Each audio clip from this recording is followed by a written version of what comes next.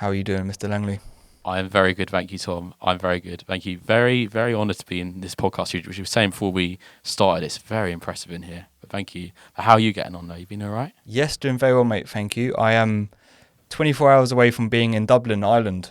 Oh, wow. So I'm filming this, going back to the office, chucking this all up on the computer, going home, and then planning my holiday for tomorrow. So, Wow. Was that like quite a spontaneous thing, like getting set up for it, or have you been planning this one for a while? so I booked this in, I'm say November, December time. I was going to see a friend in France in December, and I realised that I've been abroad a couple of times, and I've never actually been away by myself. So I really wanted to do that sort of thing. But I thought to myself, instead of, going somewhere that's like going to be very hard and I'm probably going to struggle quite a lot by myself because I don't speak English that well, why not start somewhere simple like Dublin, Ireland, and then go on from there? I also was able to book another place today, actually, going to Norway in May. So, seeing more countries, which is something I've always wanted to do, and it's not really until I came to uni here in Exeter that I've had that chance. So, yeah. That's really impressive. Yeah, I went on holiday a little bit when I was younger, but haven't travelled near enough as much as I'd want to.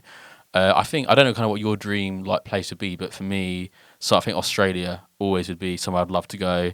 But yeah, I want to just do a bit more travelling at some point in my life. So I understand completely what you're on about there with that. And have you got anywhere like you'd dream to go? Like obviously I know starting off in Dublin, but anywhere like you'd want to go like long term perhaps. I honestly, Matt, I cannot tell you. I feel like I'm more of a country person than I am city person, but I honestly couldn't tell you. I just want to see what I'm interested in and give it a go. And if I don't like the country, I'll probably never go back again. Well, What was it about Australia? I don't know. I think I've never been there in my life. Again, haven't done huge amounts of travelling, sort of growing up. But I think I've always sort of enjoyed living at home where I am. And again, coming to Exeter was like actually quite a nice place to come to for university. But kind of on my bucket list, I've always had like I wanted to go travelling. But I think for Australia, I think you always hear, I think, how, over there it's like done so differently to the UK life. And I think there's just something about it that, to me, just seems like quite a cool place to go. And I think not just Australia, I think I'd like to go maybe over to like Asia at some point as well. Again, perhaps like, when I finish uni, maybe do like a bit of traveling for like 6 months, go off grid, maybe. Something like that, I think. But I think with Australia, I don't know, it just seems like a very cool place. I know people who've done year abroads there, they loved it. And also one of my friends, he sort of spent about 9 years or so in Melbourne, sort of over there. So he sort of got a lot to say about it as well. So I think quite a lot of is like pointing to obviously wanting to go to it someday in the future. But I have to see how it turns out or not, though. Yeah, I think it's what job do you get over there to then be able to migrate over there or stay over there permanently? I had a friend and his partner when they left. I want to say college or before college, they did a year out together, and they lived in I think it was New Zealand or Australia for 6 months, and they were just doing basic jobs like cleaning and receptionist sort of stuff. But I feel like that's something you don't want to do as a career, if you know what I mean. Like, would you see yourself maybe much more long term or just a short term, couple months sort of thing? Probably short term. I think I wouldn't want to be leaving like my family and obviously everyone I've known in the UK for too long. I think definitely, again, when I finish uni or at some point in my 20s, go travelling, maybe go backpacking for a while. But I wouldn't want, I think long term, I think people who sort of uproot and move abroad, sort of study or to live permanently. I know people who've done that, and it's just so like I'm total awe of them when they do it, because I think it's I'm sort of quite set where I am at home. Obviously got my family, my friends around me. Obviously I moved away from university, but again, even at university, it's my third year here, and sort of I've got my group of people I know quite well. I feel like I would, although as much as I'd love Australia, I wouldn't want to be going there for extended amounts of time or sort of like to, I guess, have a career out there, because obviously it's a completely different place to live.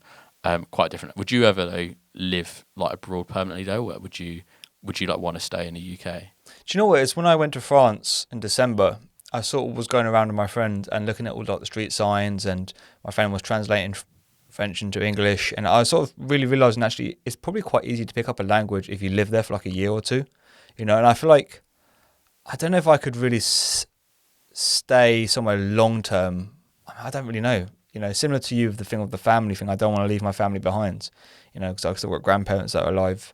I'm really close to my dad and my brother and my sister and my mum, and I wouldn't really want to, leave them, for too long. Do you know what I mean? And I feel like it's also understanding like labor laws and how much holiday are you entitled to in another country to be able to fly back, how much it's going to cost, when do you fly back, etc., etc.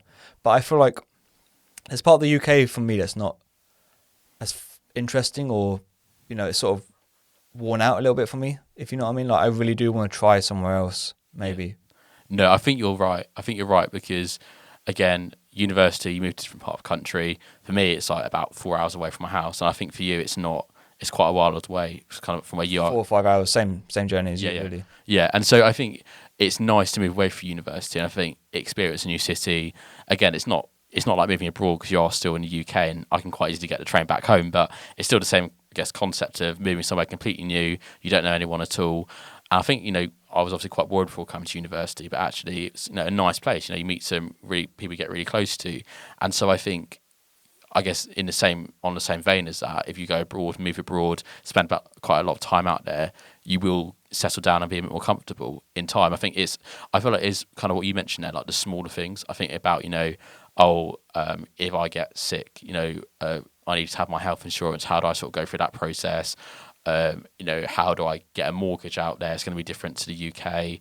Obviously, kind of got all the immigration stuff with getting visas to work. So I think it's kind of, I guess, almost like the admin side of it. I think that might be not put me off. I think it's, I guess, something to consider. But it's not just going to be what you've lived in the UK. But I think at the same time, I think at some point I do just want to go travelling, do something out there. Again, spend a bit of time in Australia. It's just, I don't know. Again, not so sure why Australia, but I just think I've just always since growing up, I've always just had Australia is a nice place to go.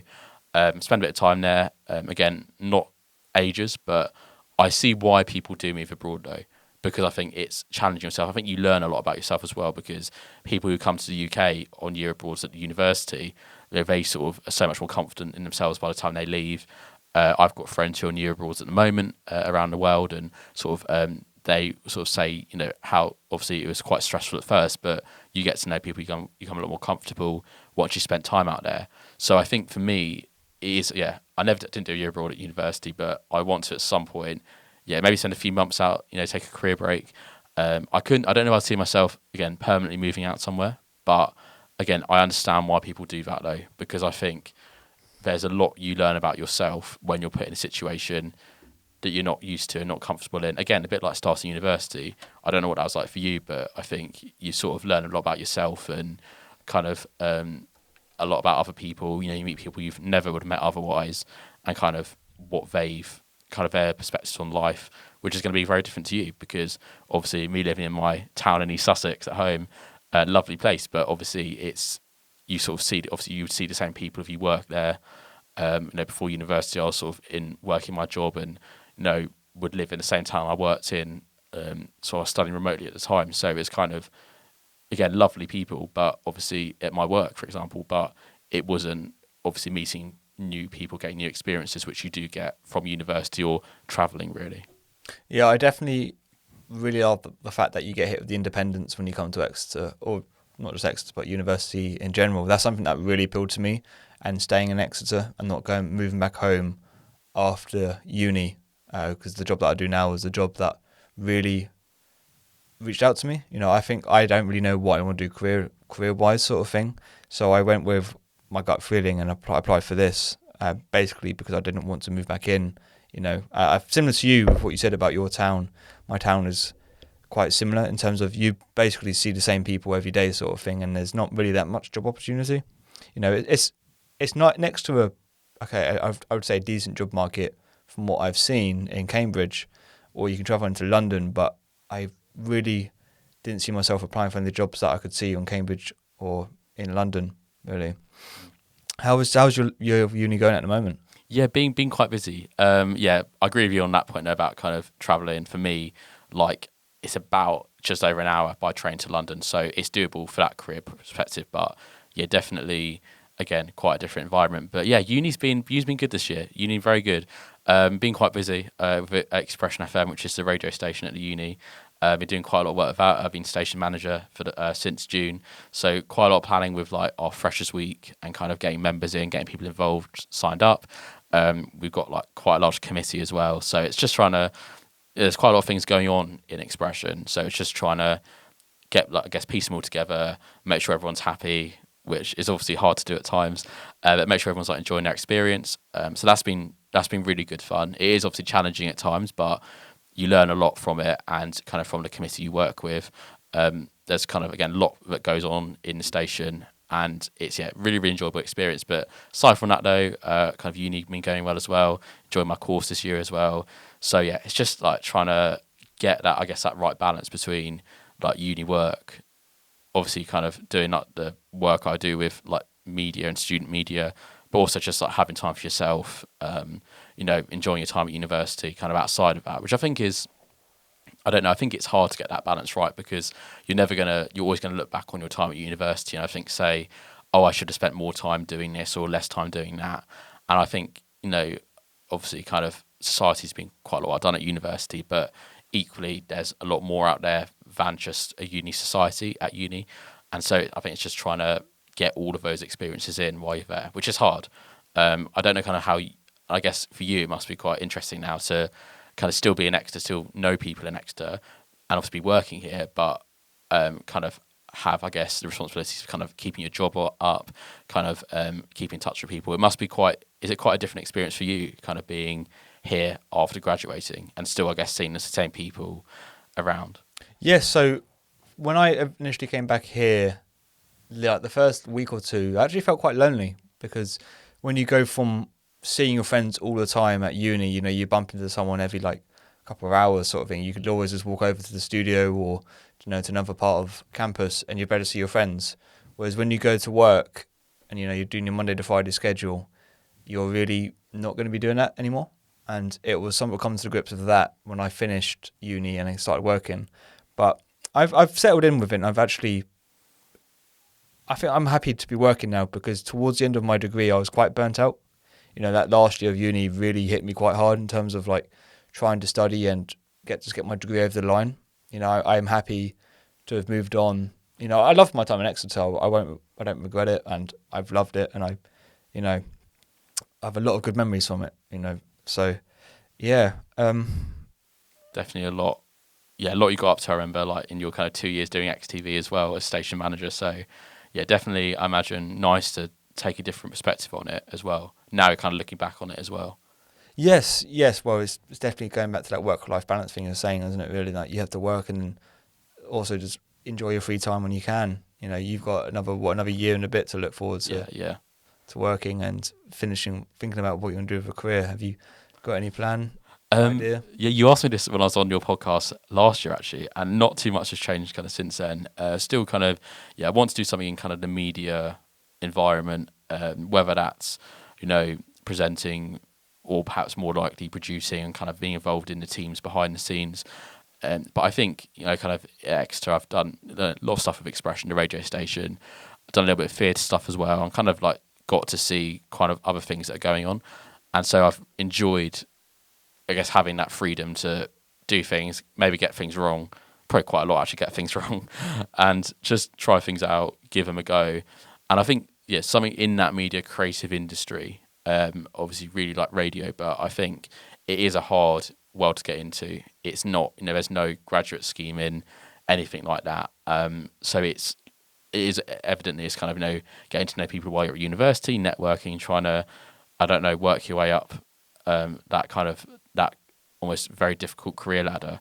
So I think something in that field is something I would like to do. But I think kind of when I finish university, again, obviously maybe go travelling for a little bit to Australia. But I think also spend time, I don't mind spending, elements of time, doing jobs which, might be in the media world, but not perhaps what I want to do, because I think you learn a lot from, if I'm in a production role in something completely unrelated to, what I might want to do long term, there's still, I think, a lot you learn about yourself and about others from, and again, the wider industry from doing that.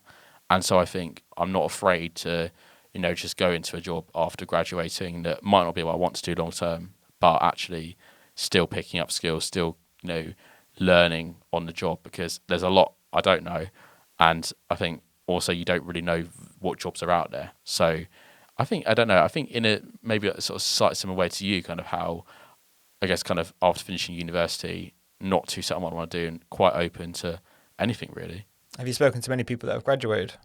Yeah, so I know sort of a few people who kind of graduated from Exeter, and they sort of are doing various things now. Some of them are sort of travelling a bit. Some are sort of taking a break after many years in the education system.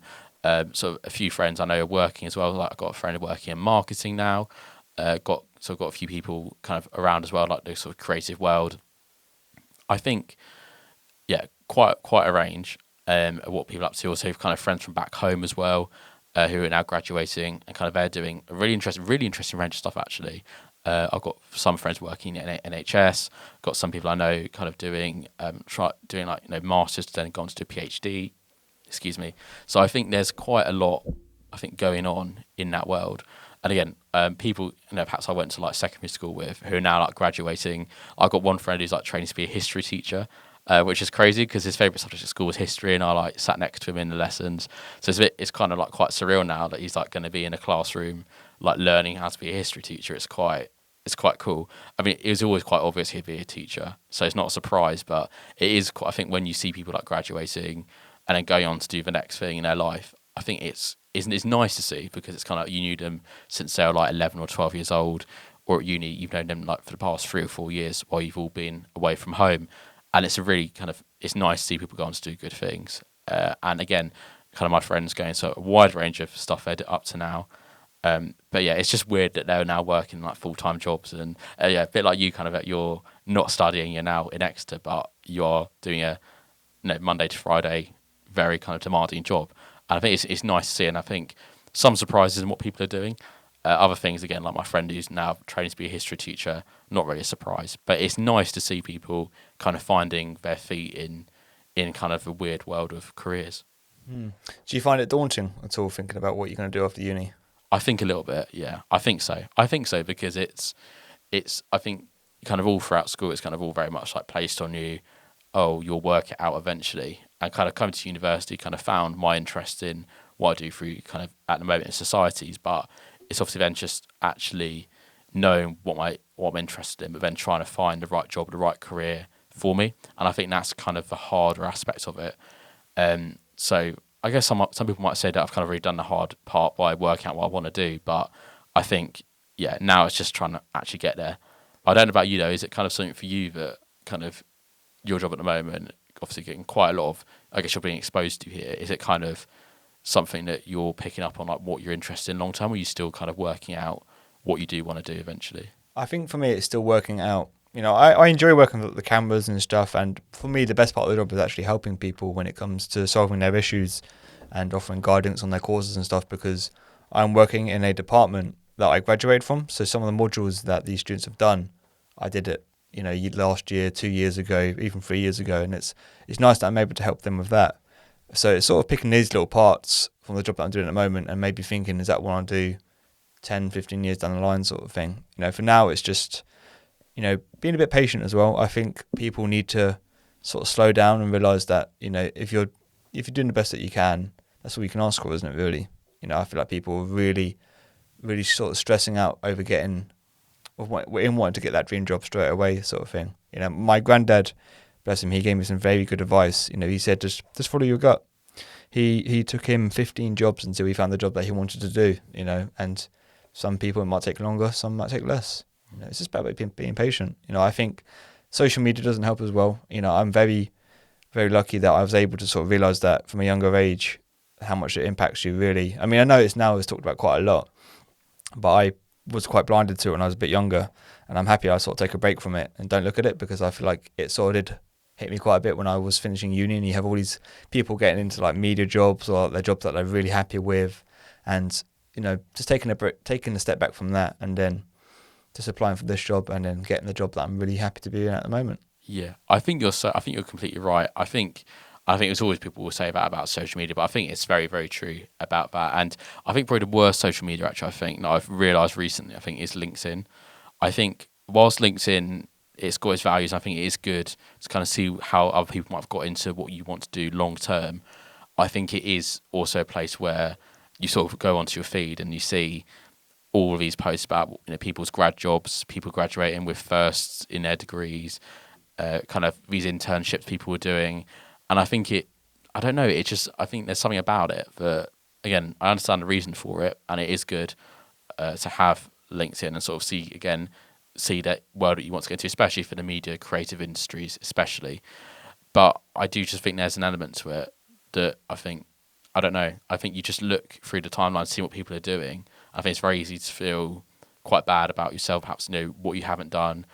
But I think realizing that actually, people at different stages in their career journey, for example, in student radio, there's kind of BBC Radio 1 just before Christmas had a kind of competition for kind of people in student media, but also just generally if you're on hospital radio maybe or community radio who are perhaps looking to start their radio career, and they could send a demo into BBC Radio 1, and then 30 people would be chosen who had the best demos, and they then get the chance to present on Radio 1 over Christmas, which obviously is great. And those 30 people got picked, and you've listened back to them, they did some fantastic shows. But I think, if you're not one of those 30 people, I didn't apply, but I know people who did. And if you're not one of those 30 people, I think it's very easy to think, oh God, well, I'm not on Radio 1, what's gone wrong? But actually, if you're 21, 22, early mid-20s, or even any age really, I don't think there's any like race to look at. And I think, especially, I think this is what comes back to LinkedIn, I think it can feel like a race, and it shouldn't do. I think it's very easy to, feel like it is one and join that race. And I think you do burn yourself out from that, and you sort of overall become a less happy person from it, because again, it's very easy to compare yourself to everyone in next to university, but you've also got thousands of different experiences those people have had to you, and obviously you're going to have your own skill set in certain ways. So I think you're absolutely right. And I think, again, social media doesn't help. I think also just generally, just being aware of the fact that you might be particularly skillful in one area and not in another, and that's fine, because you're going to find out what works for you. And, before coming to university, I had a year out just to kind of reset for your exams. And again, I had friends who were at university, and, that was great. But I actually really enjoyed my year off because I got to work, got to save up a bit. Meant to go travelling, but I didn't in the end. So that's for after university.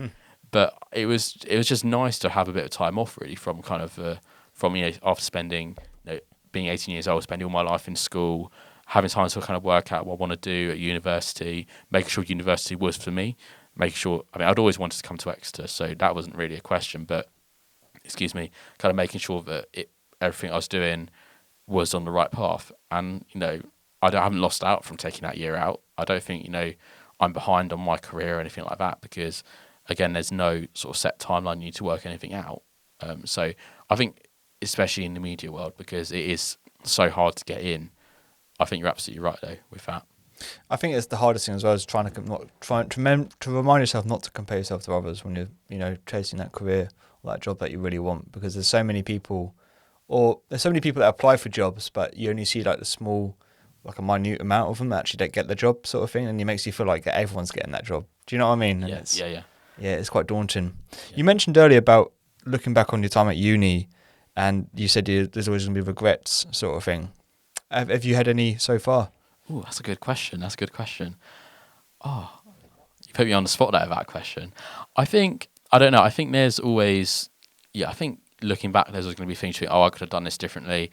I think probably going back to my first year, actually, I was a little bit too shy to kind of get involved in the societies I enjoyed a little bit earlier. So obviously I mentioned about expression, but kind of at the start of my first year, didn't really get involved much. I was sort of going along to the shows, but wasn't really saying anything on them.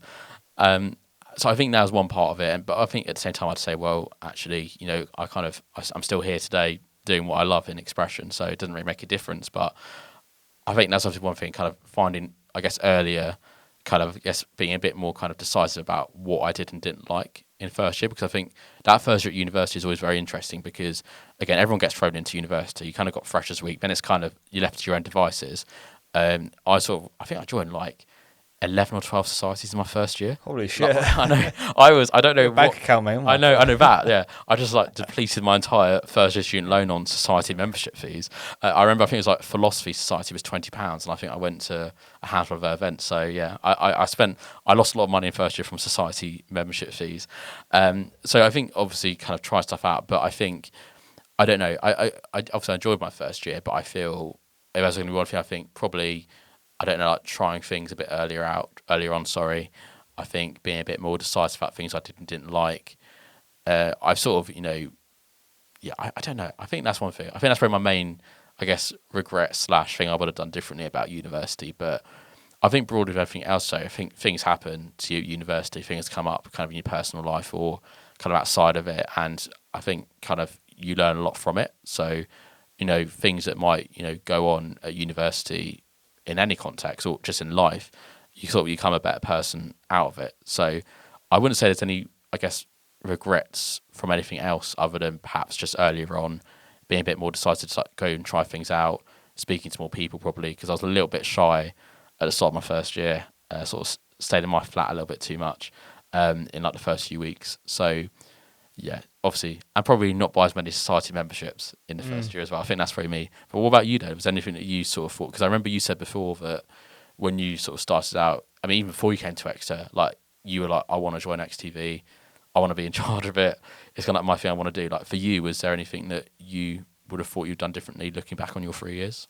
I think similar to you actually, the first year stuff probably been more creative, doing maybe some more video camera stuff.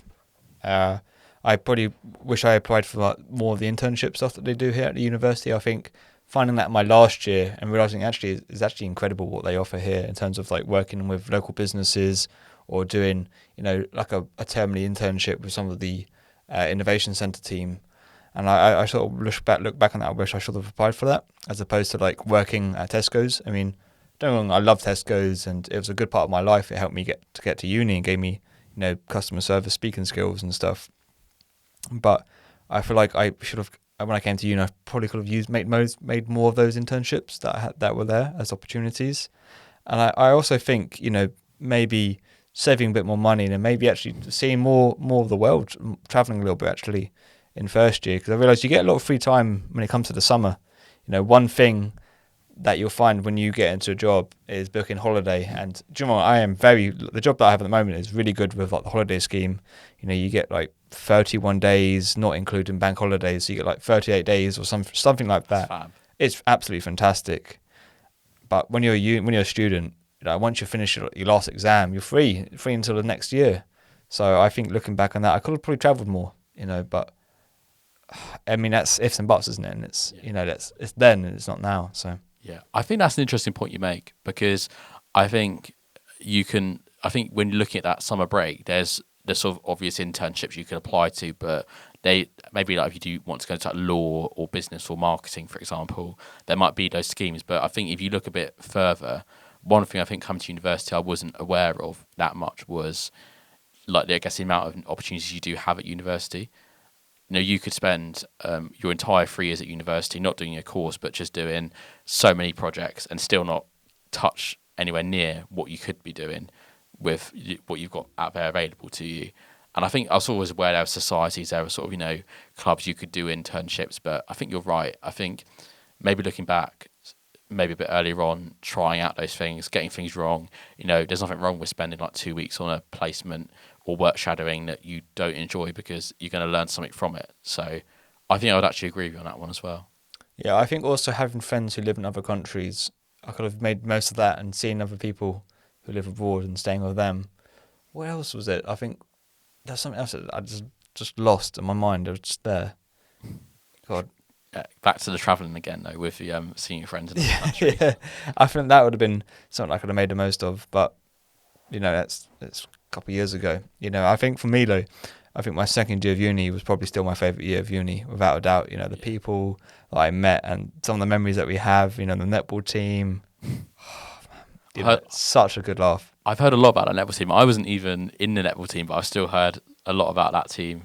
Apparently, you're all very close knit. Yeah, well, we got the I think it was a winter ball. People called us cliquey, and I know it's not like it's the best thing to be described as, but we took it with pride, sort of thing, because we all got on so well. Yeah. Whether it's doing beach day outs, or going to a friend's house to host a poker night, or going to having a barbecue, and it's just these little things that you really developing good relationships with, and it's lovely, man, absolutely lovely. Have you had like a favourite year of uni so far? Ooh, that's a good question. I think this year I'm enjoying a lot because I think first year, I think as I said, there's kind of that nervousness about starting university, still kind of finding your people, still trying to work out what you like and don't like, and it's kind of getting used to everything. So I say first year I enjoyed it, but there's obviously that kind of getting on. I think last year there's obviously kind of things going on, trying to get around all that. So I think last year was obviously a bit stressful at points. This year though, I think it's kind of I feel a lot more kind of relaxed in place. So I know the people I'm around with. I guess I've got some friends on years abroad, obviously, but still kind of like I've got people I know, and again, I guess I know what I want to do at university in terms of my experience, kind of doing societies, but also trying to get an internship maybe or some experience in something to do with the media world over the summer. But we'll have to see if that happens or not. So I think for me, probably this year, if I'm being honest, I think because for what I just said, that it was again, it's been a bit more relaxed, but also I've had quite a lot of opportunities to do things, again, through expression, but also just generally with kind of people I know, had quite a lot of chances to try things out. So definitely really enjoying this year so far. But I'll have to see how that goes as I get closer towards the May exam. So. It was interesting you mentioned how in first year you were quite a quiet person, and then, 2 years later you're now president of society. It's very impressive to see how much you've transformed, and, from your own account as well. It's good, isn't it, really, to sort of look back on yourself and see where you were in a way, and then seeing how far you've come. It's quite nice to have that reflection. Yeah, no, it's definitely I think quite a lot of learning, and I think that's one of the great things about university. So no one in my family had come to university before I did, so it's kind of a bit of a unknown one for me. But I knew people who also had friends. I said I had a year out, so I had friends who were at university already, so I kind of knew, I guess, kind of the basics of it, and I'd always kind of had an interest to go to university. And again, Exeter, since I was like about 15, 14, was kind of like how some people want to always go to Oxford or Cambridge. For me, it was Exeter University. So it meant a lot getting into uni. And so I was kind of like, I don't know, I was sort of getting a bit shy at first and sort of like, still getting used to things. But when I found kind of what I enjoyed, again, student media, expression, and I sort of, put all my effort into it, because it was kind of, I was like, when else in your life are you going to get the time to have all the long breaks, like you said, but also when am I going to get the time to, host a radio show, or when am I going to get the time to, host a panel debate for our student union elections. So I think you get a lot of chances. Again, like last year, I also did a bit of like theatre tech as well. That was like a really new experience, but again, really enjoyed it. And I think, again, it's just like the more, I guess, things you try out, the more you sort of realise that there's people who are very generous with their time, as well, very willing to give you feedback, help you out. I found out a lot in student media, but also kind of theatre stuff I've been doing as well. But there's always a lot of people who are happy to give their time to talk to you, which again, you don't realise until you get to university how many people you meet and what you get to learn from them. And I think it's kind of, I guess, that thing of, I guess, the more people you meet, the more that you do learn from them, because obviously you're never going to meet all 30,000 people in Exeter University, unless you're a very networking person maybe. But realistically, you're not going to. And so I think whenever you get the chance to speak to new people, hear what they're about, I think it's just so nice. And again, that's probably my favourite part of university, is getting to meet new people and get to try things out. And again, make mistakes. Again, made a fair few mistakes in expression so far this year, but again, you learn from them. And so I think no one's perfect. And again, in kind of environment that is university, you get a lot of chances, I think. What mistakes have you had? Ooh, that's quite a lot. Ooh, that's quite. I don't think it's been that much. Surely not, Tom. No, I think we're going to run out of time if I start. No, I think there was probably. I think probably when it came to us planning our sort of Freshers Week activities, it was quite hard to get a few things approved by our students' union. We also had a kind of few other stuff we had to kind of get approved by our SU. So for context, that sort of they sort of like oversee all societies, including the radio station. So there's quite a lot that we have to put through them. And so I think kind of that was a bit of a kind of, that put the brakes on quite a few of my plans that I was trying to do before I came and started in September. I think, no, generally, I think there's things where I guess in term one, I would have said, I want to do this at the start of a year.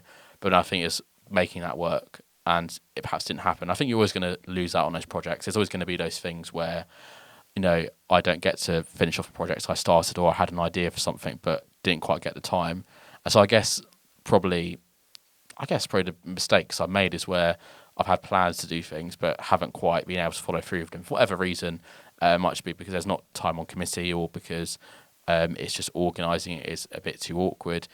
And so I guess, again, I think you learn from your mistakes. I think, there's elements of the job. I don't even, in terms of like we're working with people, because it's quite a large committee in Expression. I think there's there's 17 others. So it's quite a lot of people to keep in touch with. And I think, again, just keeping up with all those people, making sure they're happy as well, I think is something that I've learned as I've gone along. It's very important to make sure that people are happy and that they sort of feel that they have got stuff to do. That's also quite a large part of the job. And so I think probably the two things is, I guess, seeing projects through, but also making sure that people are happy in the society. So yeah, maybe quite a bit of a broad answer, but that's probably what I look back on and say, maybe regret, but probably something I'll do differently is probably plan those things slightly differently. I feel like probably some of the highlights you get though, like the winter balls and the summer balls and stuff like that. Yeah. I always look back on the winter balls that we've done. They were always a good laugh. They were always a good laugh. I think the occasion of dressing up smartly as well is quite nice. Yeah. No, you're so right. I remember, I remember every winter ball, summer soiree I went to.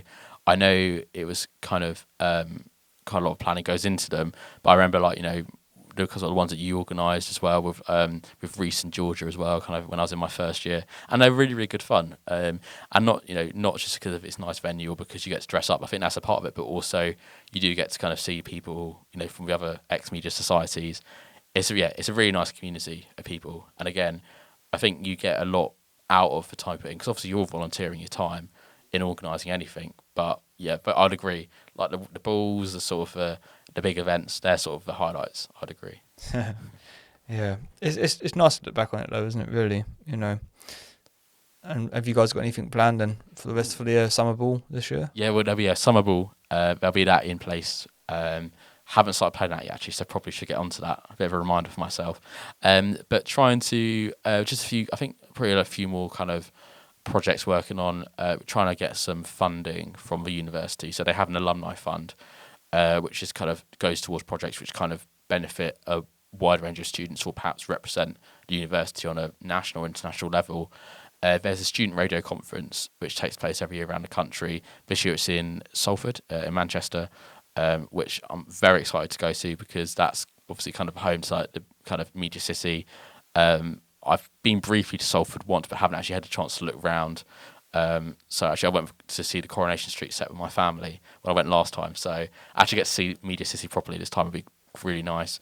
So we're trying to basically work on that to get people, try and get funding to sort of help people get there, because the tickets aren't particularly cheap, because you get quite a lot out of them. So I think trying to get at least subsidised tickets for that through the university. Obviously, kind of got a few projects in the way, trying to have like a media day as well in maybe February or March, just trying to have basically kind of like a whole ex-media sort of almost like film day where it was almost like a TV show, but kind of highlighting things about Expression, broadcasting it live, perhaps working with some other societies, just trying to think anything where we can get of kind of Expression out there. Also as well, we've got an alumni weekend coming up, so you can come along to that. You're alumni. I'll probably be the oldest member there. Surely. Yeah. Exactly. So have an alumni weekend, which we used to do before COVID, but I guess the clue's in the name, getting kind of former members back down to Exeter, inviting them to kind of do their own shows, maybe come along and do have a big football match as well, have a dinner. So trying to organise that kind of logistics of that. But I'm looking forward to that because we've got some really, really kind alumni who give up a lot of time. They always very happy to come back and give talks. So I think trying to do something like that would be really good fun. And kind of doing something we used to do before COVID. Kind of a few other things in the pipeline as well. A couple of on a committee have suggested have like a roller skating disco, so that might happen. But one thing I'm also looking forward to is Matchmakers, which you all know about. Oh my God. Wow. The speed dating sort of charity show. Really, really good fun. Was part of kind of an organising team last year and hoping to do something again this year.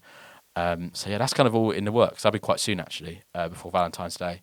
But I think just kind of as a committee, we're trying to do things where it is, I guess, a wider, like just getting us out there, getting us seen a bit more, because we are a little bit hidden away in our studio. So I think anything like that would be good fun.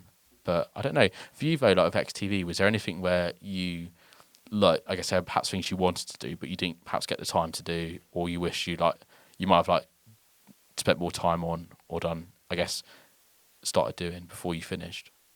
Probably more films, music videos, documentaries, maybe working with the football team, you know.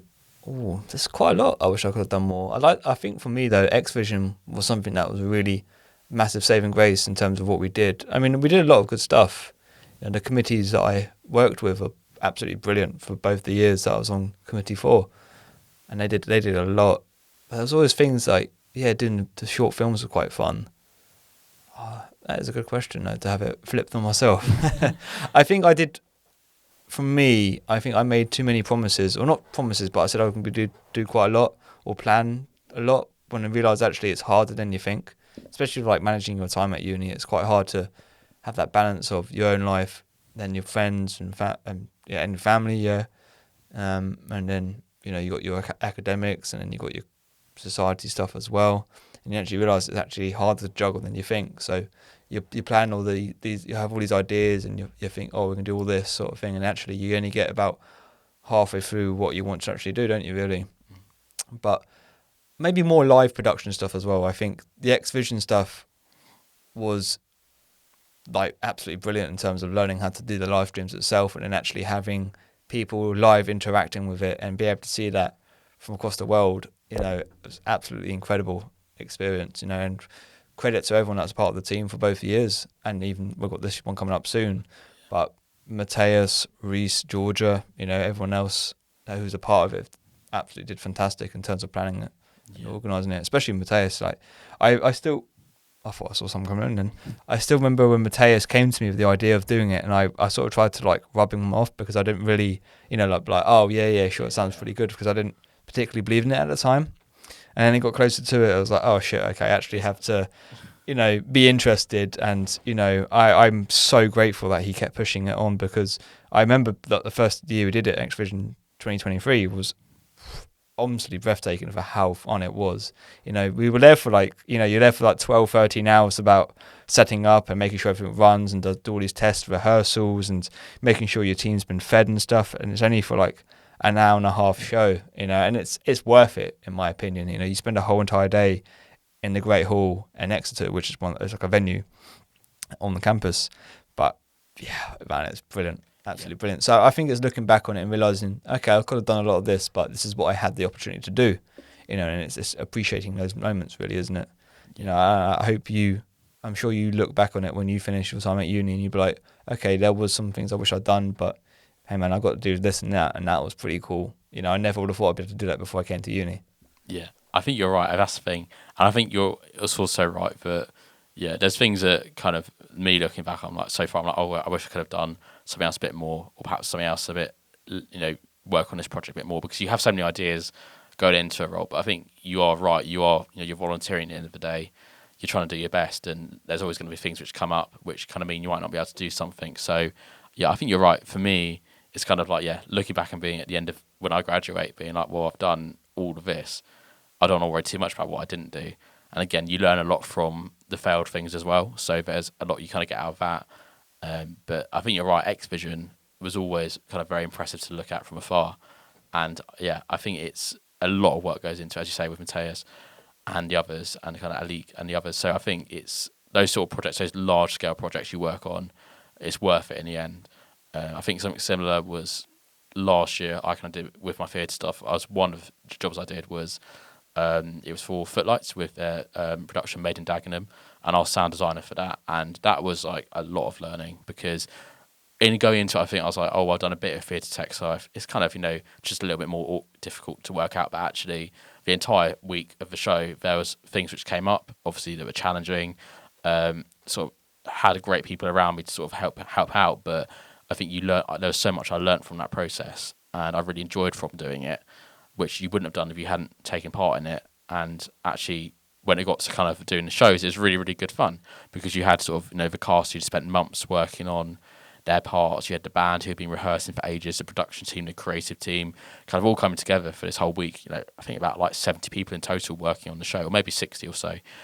working on this one show, and being able to kind of do the sound for that was a really really amazing experience. And again, not saying that wasn't stressful at times, and not saying there weren't those long days working on it, but I think looking back on it, it was really really enjoyable.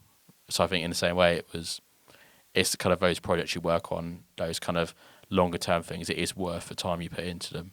No, it really is, mate. It really is. It's also quite interesting to to sort of realize, like, in 20, 30 years time, you might, like, if you have kids or whatever you decide to do family wise sort of thing, you have people ask you, like, what was your time at university like, and then sometimes you'll quote these major events that you did, and then you can also laugh at yourself for all the dumb shit you did as well. It's like the your mistakes humble you a little bit, but also, like, your achievements make you a bit proud of yourself. I think that's how I sort of look at it. No, I agree. And there's a lot you learn from it as well when you do make those mistakes. And I think you learn a lot from, I guess, the things you do wrong, the things you kind of messed up. And I think, I think you do become a better person from it. It's just wisdom, isn't it, really? Yeah. So. Yeah, definitely. No, you're right. It's gone quite philosophical, but I think you're right, though. It is, again, it's very easy to kind of, at the time, I think when you're at uni, think, God, there's so much I'm not doing. And again, coming back to what we talked about earlier, I think, look on LinkedIn and sort of see all the posts that are coming through about people's internships. But I think you've got to bear in mind the context that obviously everyone's kind of got their own situation they're working in. Everyone's sort of doing their own projects, their own side projects at university. And at the end of the day, we are also here to do a degree. And I think that's, I guess, something you might overlook at times, but, we've all got different priorities, different kind of times we're busy at university. And, I think, when you get the time to work on projects, that's kind of what says more about you than, if you're having to work part-time to fund yourself for uni, or if you don't have the resources to kind of work on certain things. It's what you do when you are doing your work kind of outside of, in societies or in your course. That's what matters rather than how often you're doing or how many times you do it, because everyone's got their own kind of schedule and their own timeline of university. What were your thoughts in first years towards applying for societies and not getting super involved into them? Yeah, I think initially it was kind of, obviously it's always, I think, you go to like Freshers' Fair. I mean, it's not called that anymore, it's now quite different, but kind of in our first years, you had on Freshers' Week kind of a Saturday, this massive fair. You had every society there, kind of it filled out like the Forum building, kind of the main central building on campus, kind of like the Great Hall where like people graduate. It's kind of like, all of these spaces on campus were just full of stands for societies. And I don't know, I think I always knew that I wanted to join societies, but I guess I thought, what society is the right one for me, because I coming to university, I like my music. I like, there's certain things I'm interested in. I quite like talking about politics, about news. There's quite a lot of things that I have interest in, but I guess there wasn't anything, I wasn't like, I've been doing paddleboarding all my life, I'll join a paddleboarding society. I know quite a lot of people like joining the skiing society because they've always done that, gone on holiday there, for example. So I think it was, I guess, trying to work out, well, what do I want to do? What am I interested in? Because obviously every society will say that they're the best society on campus, and sort of like, tell you how good they are, what they do. But it's obviously hard to find the right people, because I think a lot about a society as well is the people you're around with, kind of the environment, how welcome you feel. Again, the friends you make, because a lot of my friends at university are through societies. And it's kind of trying to work out, where do I want to commit my time, because it is hard to work it out. And I think, a lot of people sort of say that, maybe they try out new societies in term 2 or term 3 at university, because in their first year, because they're still trying to work out what they like or don't like. And I think that's very, very valid. So, yeah, I think still trying to work out, it was kind of what, I guess, held me back a bit. But it's kind of then, when I found what I wanted to do, I kind of then committed to it and, yeah, carried on. Well, you developed a good relationship and a good friendship from what I saw with Flo. Both of you were doing a fantastic job at Head of News. How's she getting on? Yeah, Flo's doing a great job. She is studying at Cardiff, doing masters in broadcast journalism, and Cardiff is like quite a hard uni to get into for their journalism course. They've kind of got a lot of alumni who kind of got into the industry, and it's, from what I've heard, it's got a lot of applicants who kind of go for it. But it, like, from what Flo's been saying, that is a Monday to Friday 9 to 5. It's basically like a job. You don't really have much downtime, and so you're in for like 8-9 hours a day, working very hard, kind of learning important content, and then you'll go home. You've got to listen to the news, watch the news, read the news. You then got to then come back in early the next day. You have news days, which is basically where you always have like a newsroom, and you're kind of like writing articles, producing maybe new radio bulletins and reports, doing segments for TV. There's kind of a lot that you learn. But yeah, Flo's, from what she's been saying, absolutely loved it though. Again, a lot of work, but really been enjoying it. But again, Flo was obviously someone again who kind of, obviously I think, sort of from what we've been saying before, though, had an interest in the news cycle, wanted to perhaps go into journalism or that career, but kind of joined Expression and then kind of found that as her place to kind of spend time and put your energy into. And I think it is, kind of through committee roles. I think when you find a role on a committee that works well for you and you've got good people around you, that's when you achieve great things. Because I've sort of seen it before on committees where that doesn't happen and it kind of feels a bit like a job. It's not particularly run very well. But I think when you do see, you get teams working together really well, like on our committee last year and this year in Expression, you do achieve a lot of things together. And I think that's what worked well with me and Flo. We kind of had our own strengths, weaknesses, and kind of pulled together to put on our sort of news events throughout the year, kind of our shows. And yeah, we had great fun there. I think that's the main thing. Like when obviously it was hard work, but we were enjoying what we were doing in Expression, and I think that really helped as well. We have had kind of the similar interest in the news cycle as well.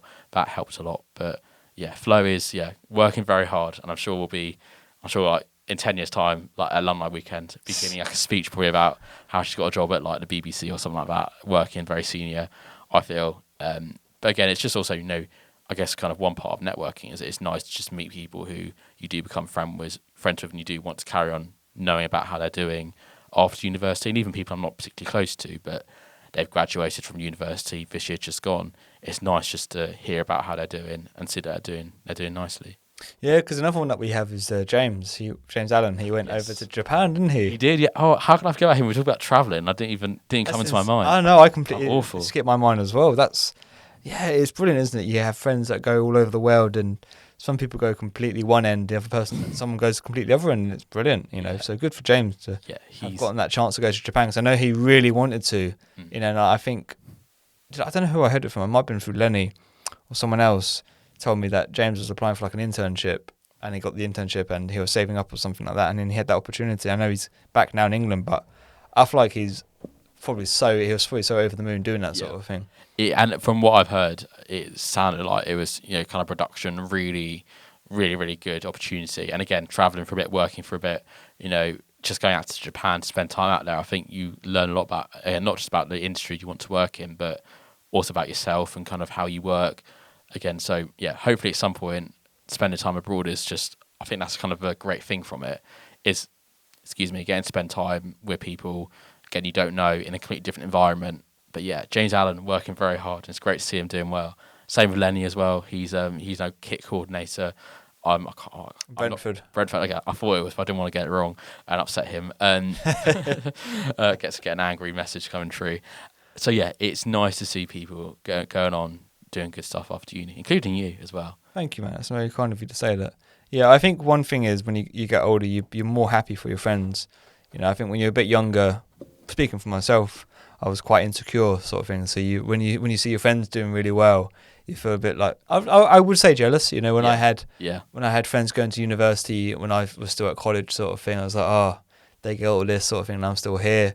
But now you look up, you mature, and you sort of look at it and you're like, wow, man, that's so nice that they get to do that. I'm just so happy for them. Yeah, I've got, going back to earlier, we talked about my friend who's now trained to be a history teacher. So that's from my group of friends who we were quite close-knit in secondary school.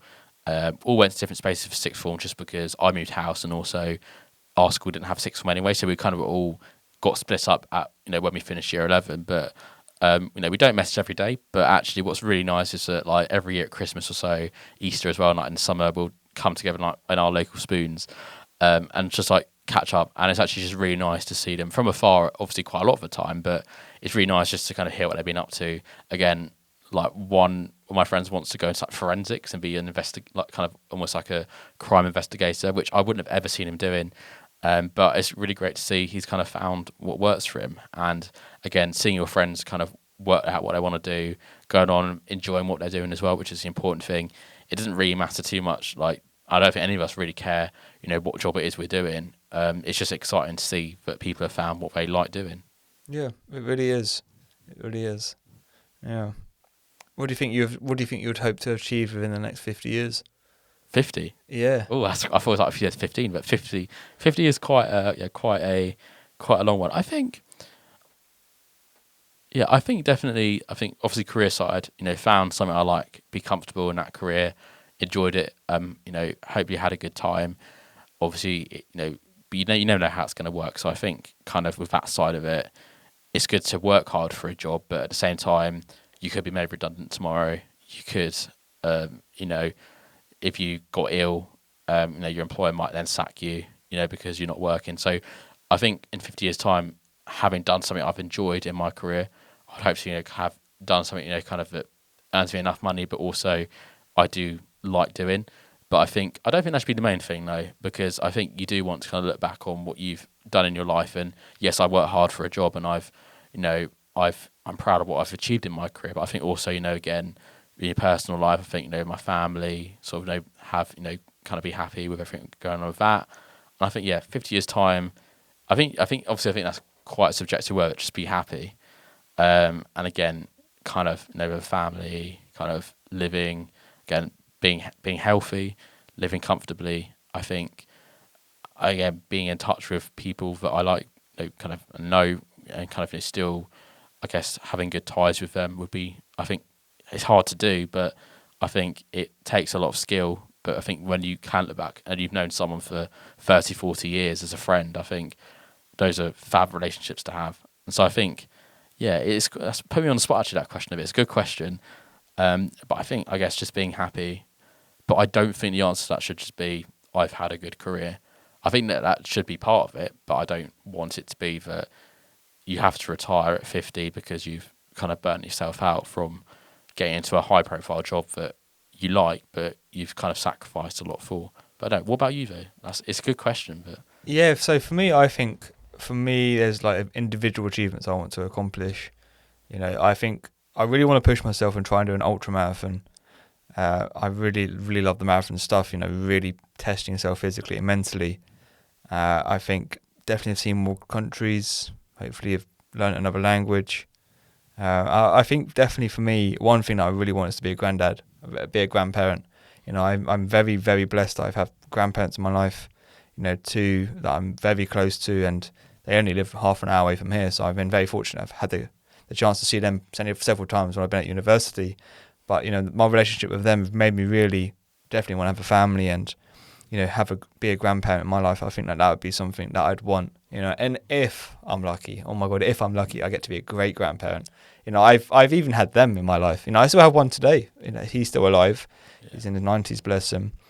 But that would be, I think for me, that would be make a successful life. I think the career thing is hard because although you need to make money sort of thing and you want to be successful, don't you, really?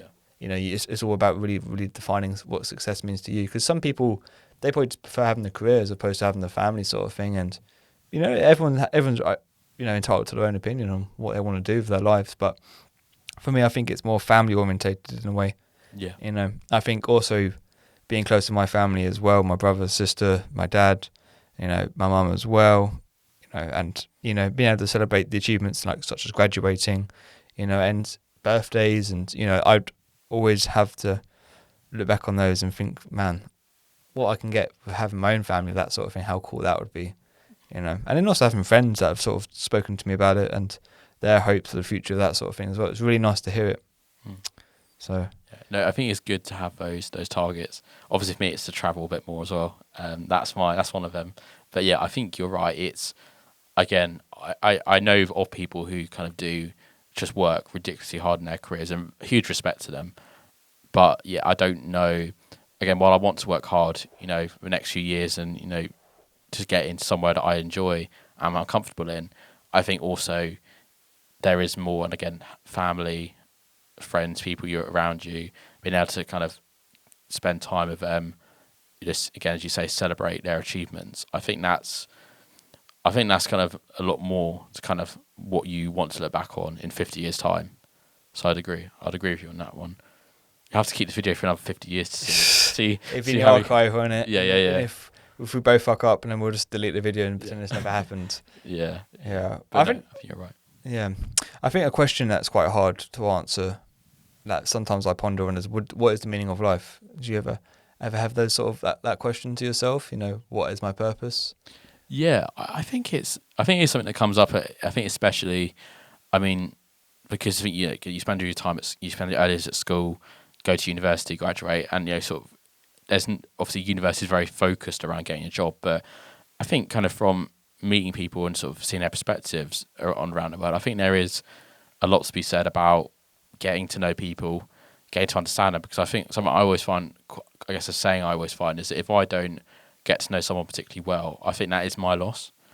In a sense, I think if you don't, I guess if there's someone you might meet who don't really bother to get to know for whatever reason, or perhaps you just don't take the time to know, I think you're the one who's missing out on them, because there's a lot of perspectives that you gain from people. There's very few people, I say, or if anyone really, I'd say I regret meeting, because I think you learn something from everyone you get to know and speak to in your life.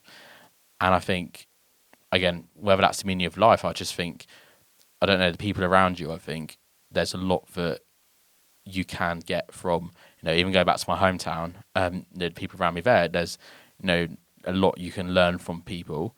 And I think, I don't know if that's the meaning of life, but I think there's a lot of meaning in getting to know people better and just understanding their story. I think understanding people's perspectives, without trying to go too much into my degree content, there's kind of a lot I learn on my degree about kind of where in theology, where kind of communities don't, sort of misunderstood, people are misunderstood. Just generally in life, you see, people, I've seen situations in my life where people have been misunderstood, and I think making the effort to appreciate people, value people, I think there's a lot of reward in that. As I said, I think if you're not attempting to get to know someone, they're not the ones who's missing out. I think you are. So whether that's the meaning of life is another question, but I think, maybe it's being happy, but obviously that's a bit too vague. But I think getting to know the people around you, and I don't know, probably maybe challenging yourself. I don't know. What do you think, though? It's a very good question, and it's a very hard question to answer, isn't it? I've definitely put you on the spot there. Yeah.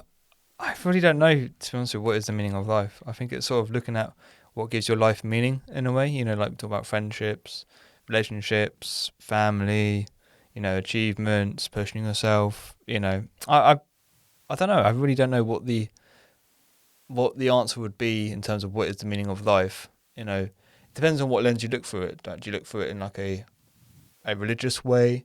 For me, that's how I sort of look at it, in like a Christian way of God's given me this chance to live and to meet as many beautiful people as I can, and do the best I can, and that's it for really.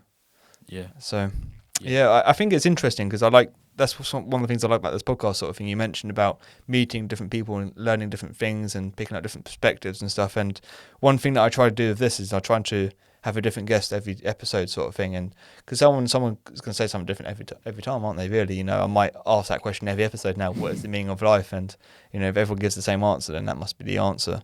But yeah, it's hard, isn't it, really? It's a very philosophical question. It is. I think I don't know, perhaps there is an answer. I think it's just, I don't know. I think, you're not going to be around forever, any of us. So I think just taking the opportunity, I think, to try things out. Again, not necessarily talk about your career, but just generally in your life, get to meet new people. And I think having that community around you.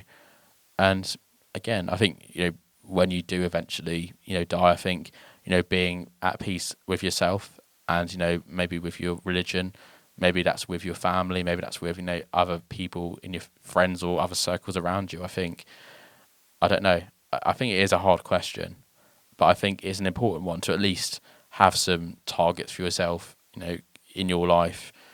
And again, not your career, because I think anyone could sit and do that easily. I could talk to you now about career goals, but I think it's, what do you actually want to achieve as a person?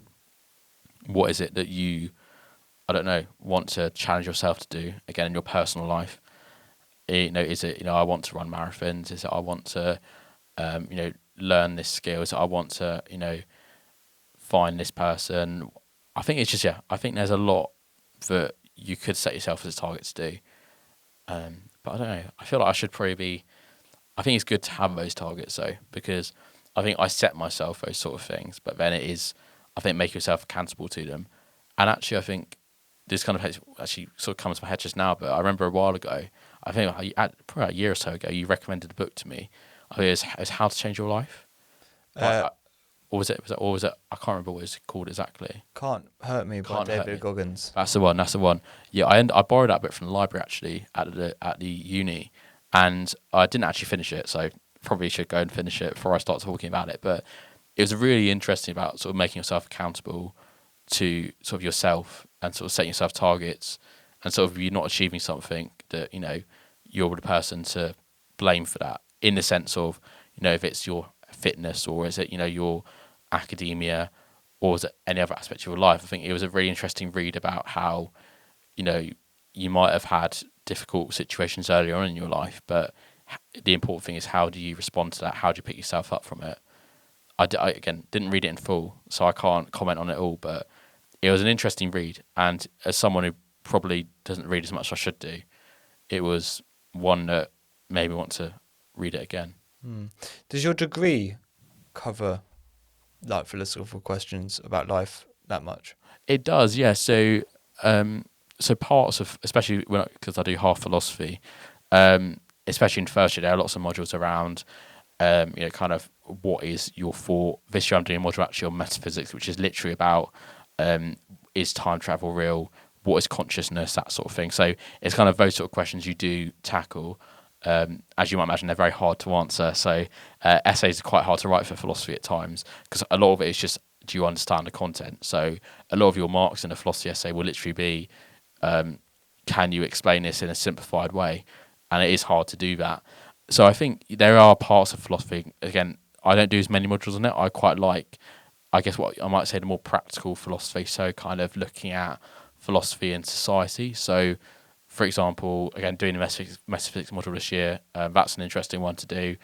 Last year I did a module on political philosophy, which is kind of how, I guess, different kind of ways of, like in the political world, looking at things such as liberalism, free speech, looking at kind of colonialism, poverty, kind of looking at how like politics and philosophy plays into it. I find that really, really interesting. And so that's kind of one part of it. But with theology, kind of to answer your question though, there is parts of it where you kind of do look at kind of a question of existence, kind of different responses to, our existence and society. So it is an interesting one, but I don't specialise too much in that because I find it is just an impossible question to answer. But it's an interesting talk, and it's kind of one of the things that I do love about philosophy is that you graduate probably learning less than you came in knowing, to be honest, with a philosophy degree. And that's what people always say. But it is, I think it's, you're never going to get the answer. But I think going back to the question you asked me, kind of what is the meaning of life? I think it's a fair one to, I think, hold yourself accountable to in some way, of knowing, well, what do you want to achieve? Again, not your career, but what is it you want to achieve in your wider life? Do you, honest opinion, do you sort of think your degree is going to help you when you finish uni? Do you think, oh, this is really going to help me in my career, sort of thing? So in the sense of my degree content, I don't think so. In the sense of I don't want to be a vicar or an RS teacher, and to be honest, there's not much you can do directly with your degree that doesn't involve that. So I think kind of using my content, no.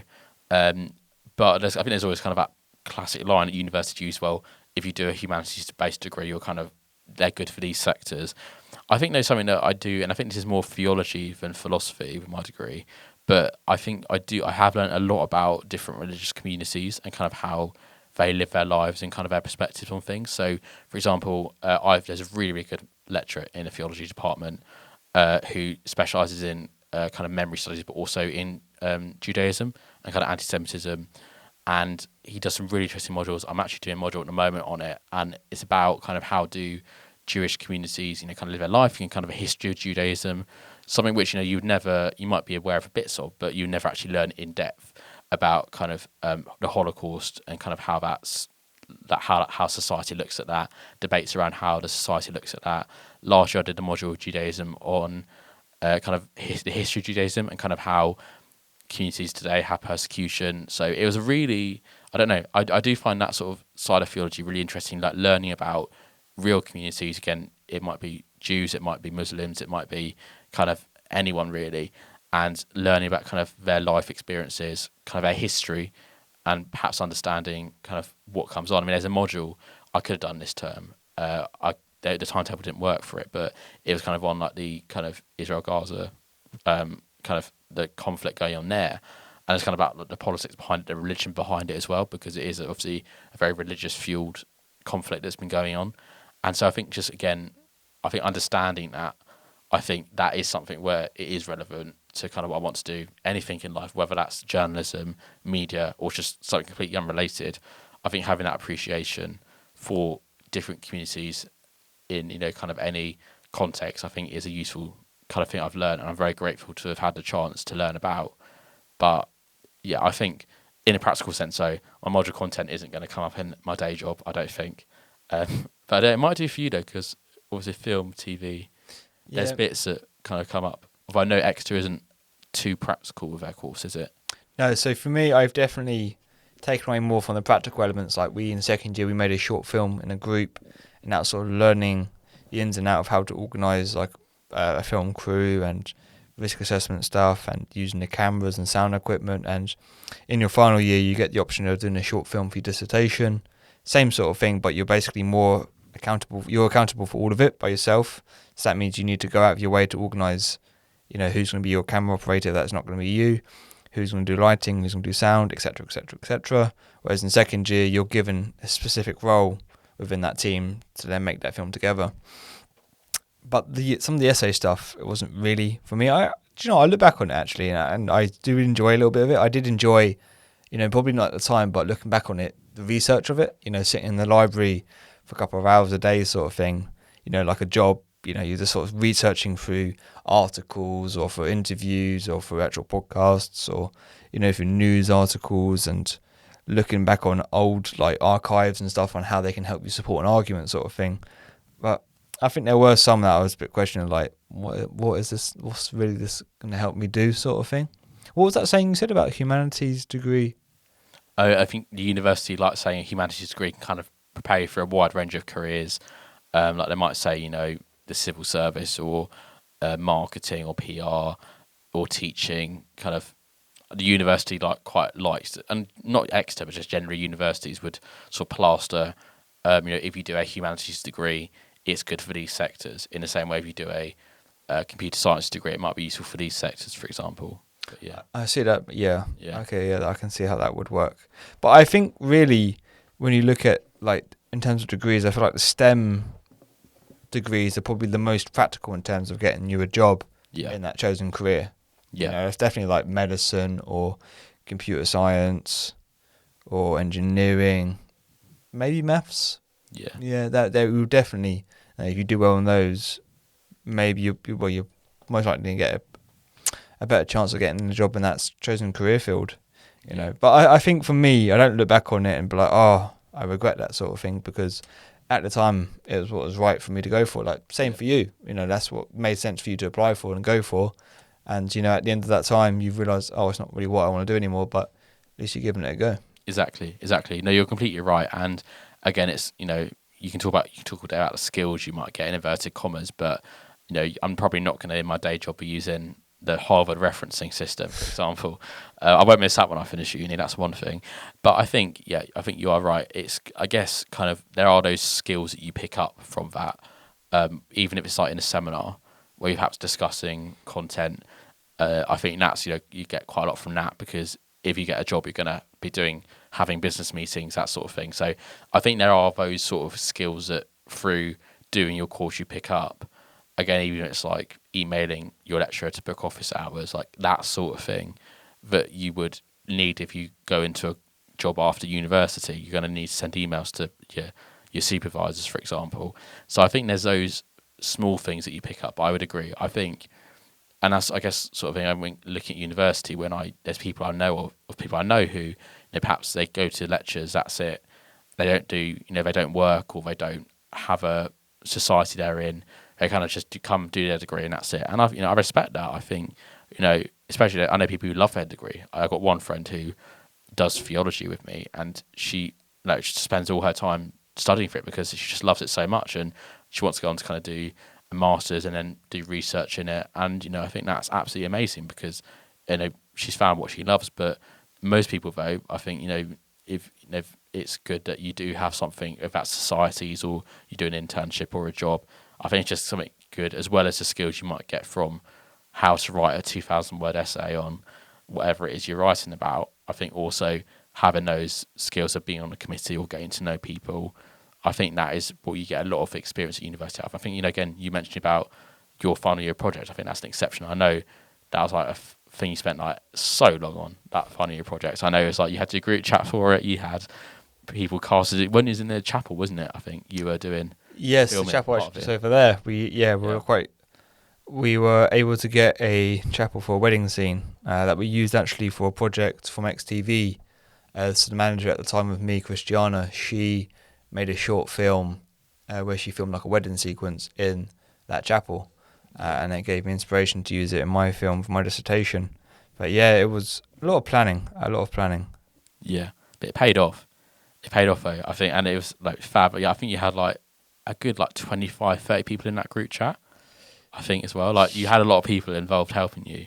But again, I think that sort of thing, like, okay, you did the project, that was kind of your dissertation. Like that's one thing, but I'm sure you learn a lot about talking with people, asking people like to help you out, kind of your leadership skills. So much you picked up from doing that, which again is the final grade. Obviously, that's important, but also kind of what you picked up from doing that opportunity, I think is really, really cool. So it's kind of those sort of things you get to do at university, and you can kind of perhaps you don't have to do them, but I think when you get the chance, that sort of thing I think is really, really cool to do. So I'm sure again you look back on 50 years time and be like, oh, for my dissertation I did a whole kind of short film part of in a chapel. So yeah, I think it's kind of those sort of things which do stick out to you from your university experience. Yeah, that's quite nice looking back on that though, that dissertation and the organising of that, because it was quite stressful on the day.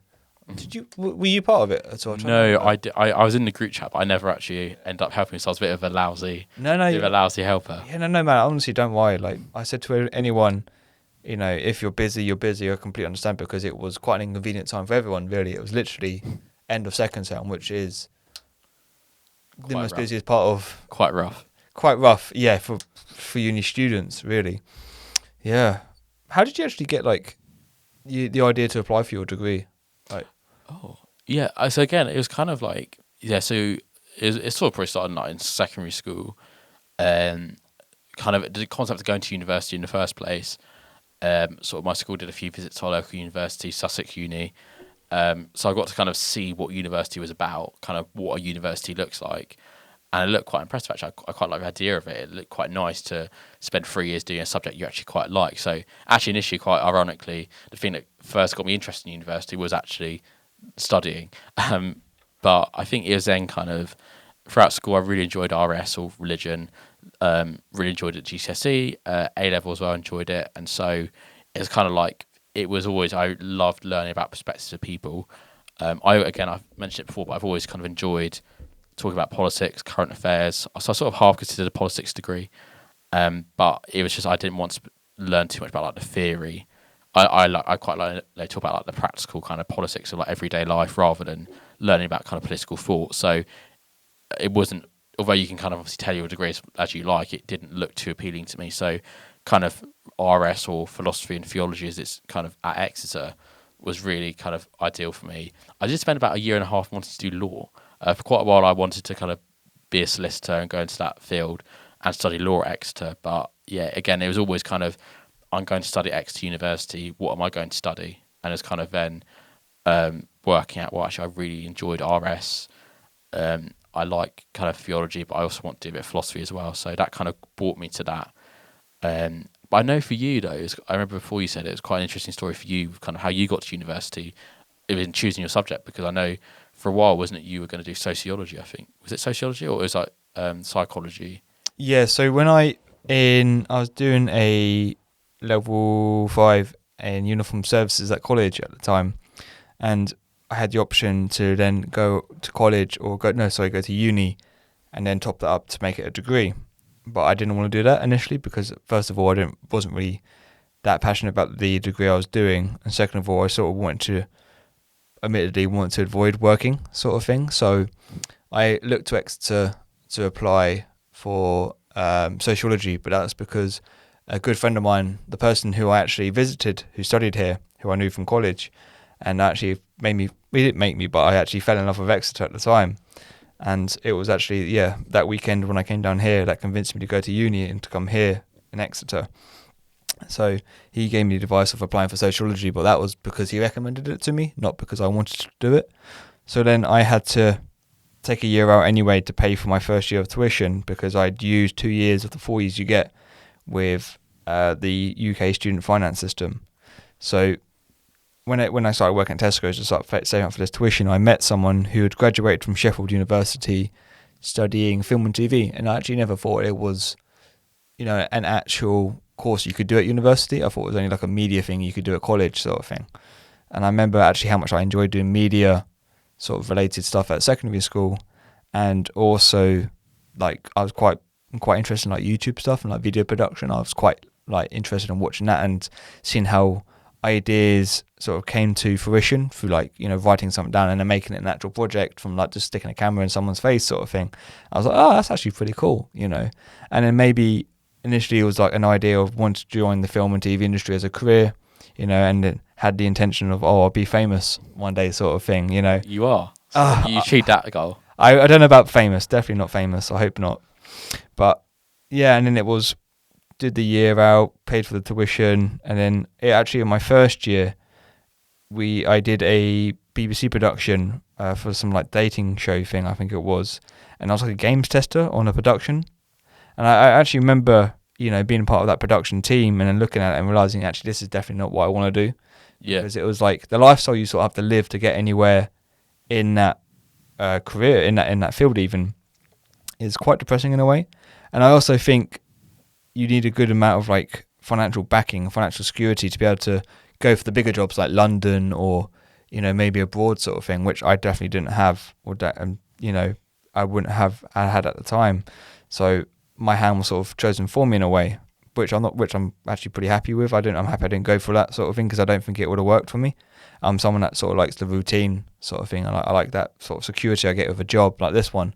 It gives me the opportunity to do things like this, the podcast stuff. Yeah. And then, go on holiday and stuff and see other friends and, give me money in my pocket to be able to do things, which is quite nice, which is something I wouldn't have really like chasing a pipe dream, trying to be a runner.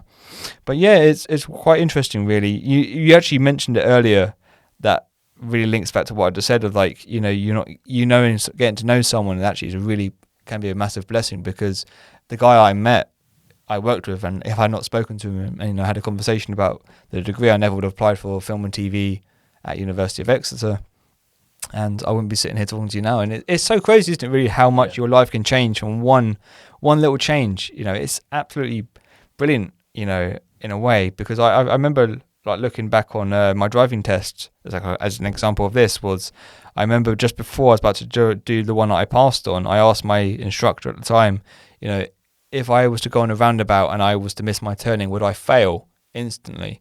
He said, no, you would have got a mine and just go round and then take off the next and come back on it and do it again. And I remember actually that happened literally as I left the test centre. Like I missed my stop, and I went back round again and then did it safely, and it only came down to be a minor. But my initial thought would have been if I'd done it, I would have failed instantly, so I would never would have given it a go, really. But it's like something so small like that, like asking a simple question, can have like it actually helped me pass my test, and it's brilliant. Yeah. Have you ever had like moments like that when you look back on like, oh shit, such a small change in my life has had such a huge impact on my direction of where I'm going? Yeah, I know I think there's lots of things like that. That's interesting about your driving test. I think I hate to bring it back again, but with expression, it was kind of in my first year, like Freshers' Fair, as mentioned, kind of all packed with every society on earth. But sort of then just sort of saw Expression. It looked quite interesting.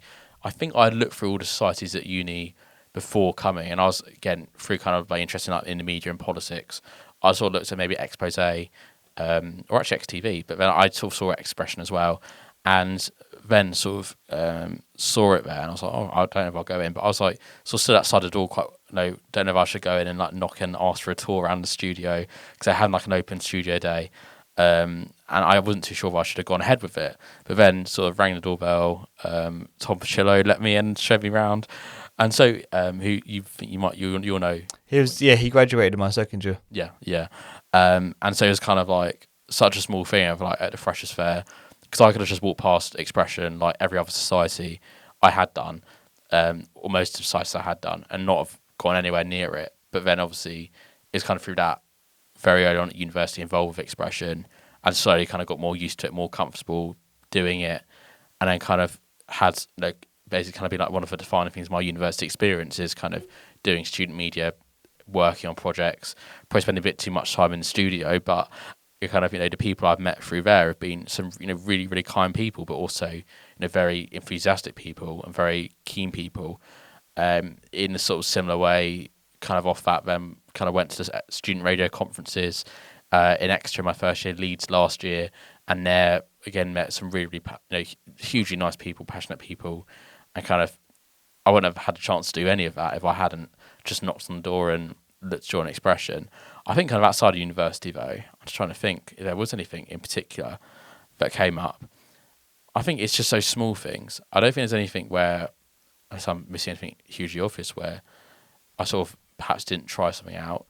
I think maybe on a sort of similar idea, I sort of got my first job I got was at Waitrose, and for that, sort of I just applied quite soon before the deadline to apply for that job, and got the job, and then worked there for like 4.5 years. And so, again, quite a small thing. Maybe not so much that out there because there's not many places in my town to work, so I probably would end up there anyway. But again, just small things like that, like applying for my first job, applying to university in the first place, applying to Exeter.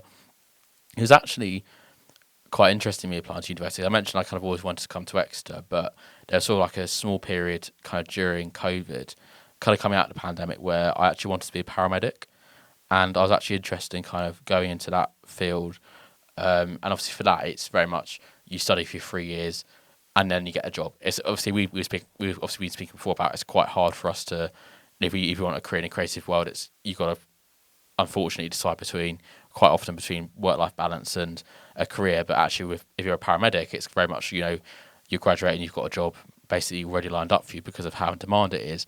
And so for a pretty good like 6 months to a year, I was actually really keen on being a paramedic, and I think obviously it didn't work out in the end, and it was sort of something that I'd sort of ultimately decided it wasn't for me, but at least it was an interest for a while for what I wanted to do.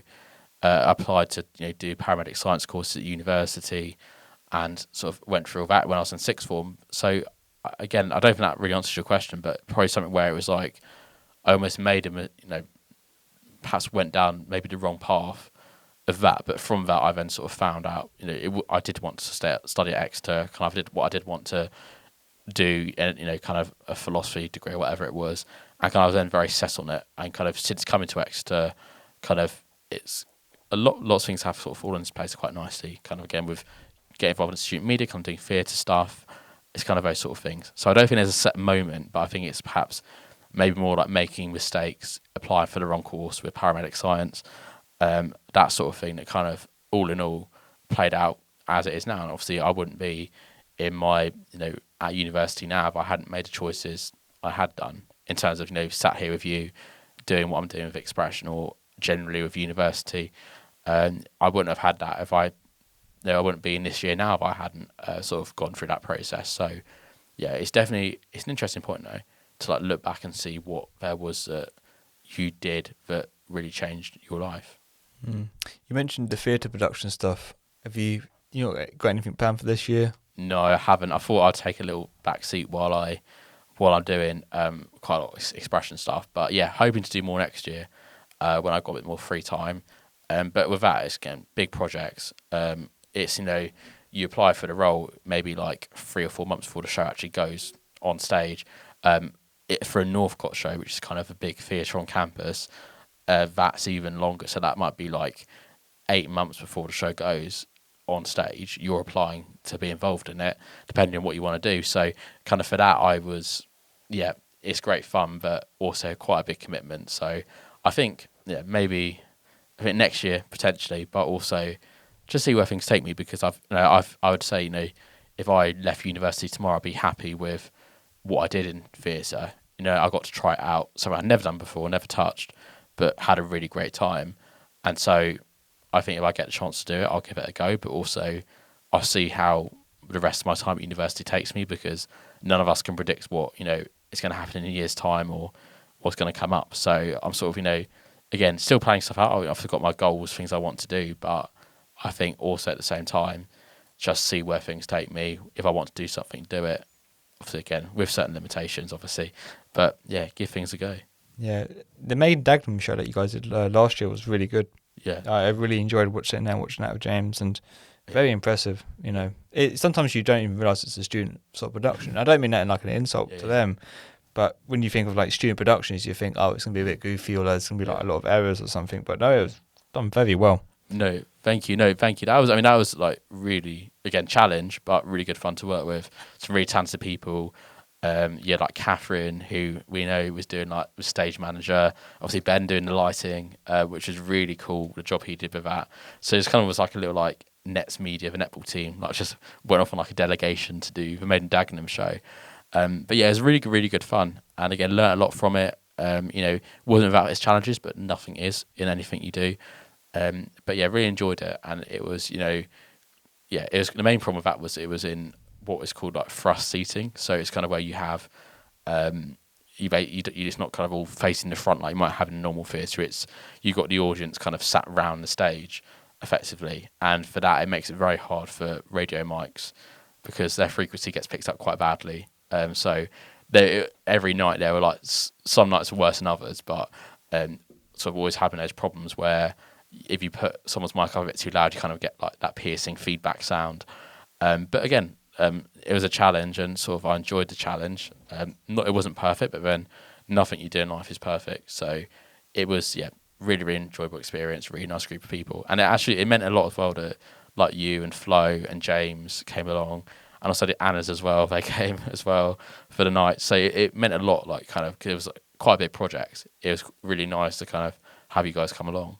And you didn't ask for a refund either, so you must have enjoyed it a little bit at least anyway. But yeah, it was good fun. It was really good fun. It was good fun, man. It was good fun. Yeah. So, man, we've gone over an hour and a half. Oh, wow. I actually wanted to quickly go back a little bit. We mentioned earlier about like someone influencing you have like a big change, or like a small insight can have a big change sort of thing. And, I just wanted to say thank you to you when talking to me and teaching me how to do the podcast equipment and the expression studio stuff in my final year. Last year, it gave me the inspiration to sort of do the podcast myself. So, a massive thank you to you, man, and thank you again for taking the time to come on another podcast series with me. When I do my 15th podcast series, I make sure to have you on every single season or whatever I'm doing. Yeah. But man, thank you so much. Is there any like socials you want people to follow you on at all, or? I'm not that big in the showbiz world yet, so you can find me if you find me on LinkedIn. If you want to add me on, no, just on any social media. No specific ones though. But no, thank you, Tom. And it was obviously always great to have you involved with anything, and it's always great to work with you on projects. Obviously, thank you for your time and kind of your patience. I remember meeting you. Actually, it was in like the guild elections in my first year or your second year, and that was like it was really nice to work with you then. Kind of like the first kind of big scale thing I'd ever done at university. So.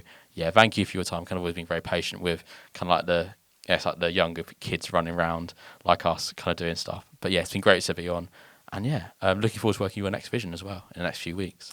Yes, man, that will be coming around soon. Yeah. Thank you, man. No, thank you, Tom.